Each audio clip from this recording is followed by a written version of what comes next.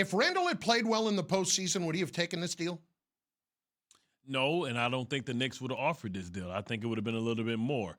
I mean, you look at what what's his name? John Collins? John Collins got, right? He's younger. And you got, basically $25 million a year. This is right on par with what they believe Randle is. They don't believe he's Trae Young because Trae Young got $217 million. They believe that he's somewhere like a second to third option, and that's pretty much what he proved to us that he was in the playoffs. See, I get it. And if I'm Julius Randle. He's 26. Like, he got to cash in the bag, man. Like, this contract takes him to 31. Yes, and that's why I understand it to a degree from his standpoint, because there does come a point for certain guys when you're happy in a particular place. Randle and the city of New York seemed to embrace each other this past year once he became this player. And you've made $60 million already. So now you're tacking on another 140. It's $200 million. Yeah, it's $200 million. It's just the idea of they would have offered him more if he had another big year.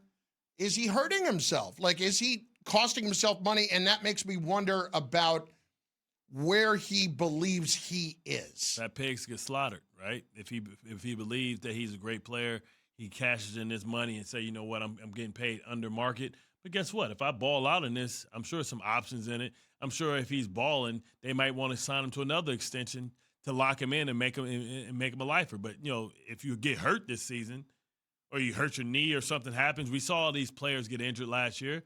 We saw Boogie Cousins for years. He was supposed to get the bag, and just injury after injury, and you look up and he never got it. You saw the same thing happen to Isaiah Thomas. Isaiah Thomas, the year that his sister died, he put on a show. He was averaging damn near 27 points a game, was an MVP candidate. Now he struggles even to find his way on a roster, never got his bag, never got his $200 million.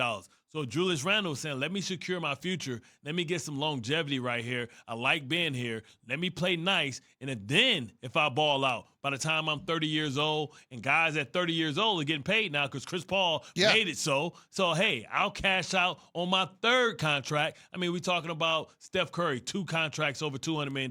We're talking about Chris Paul's earned over $400 million in his career. The salary cap's only going to go up, so I'll get that bag later, but let me secure I got me a nice bag first. 888-SAY-ESPN. Max is in Missouri, up first today on ESPN Radio. Max, what's up, bud?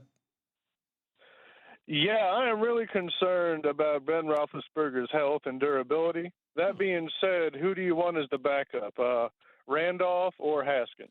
Well, we know what Randolph is, right? I mean, come on, man. Not good is what he is. Exactly. So, I mean, they took a low-risk flyer on Dwayne Haskins. He needs to mature a lot. That's his issue.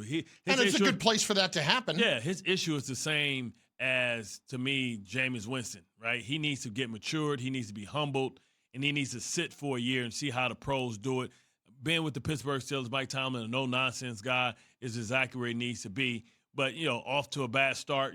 Wife knocked his tooth out. I don't know what the hell was going on there. But that's the type of things that we have to avoid. We have to see him become a professional. The year before, in the midst of a pandemic, having the strippers come to his hotel room. He's a bad decision-maker, and we got to fix that. But at one point, Ben Roethlisberger was a bad decision-maker too.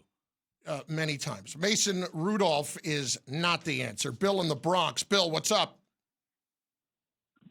Hey, how's it going? It's Enzo from the Bronx, actually. Oh, it's Enzo. What's going on?